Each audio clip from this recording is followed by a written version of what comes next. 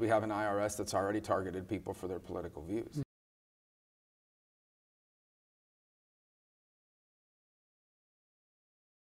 Pastors get very concerned, many of them around this country, that if they speak out on cultural issues, political issues of the day from the pulpit, that the IRS will be knocking at their door. Do they have reason to be worried on that? Well, I think long term is something we should be vigilant about, because we have an IRS that's already targeted people for their political views. We have an IRS that's targeted conservative groups for auditing and special scrutiny.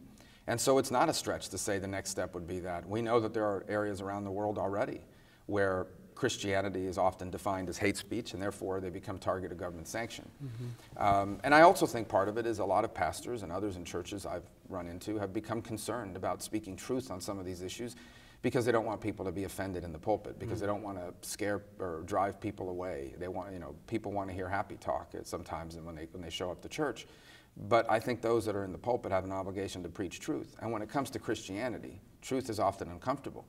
It forces us to acknowledge that we're sinners, that we sin on a daily basis, that much of what the world deems to be right is in fact not right, that what is legal doesn't mean it's proper.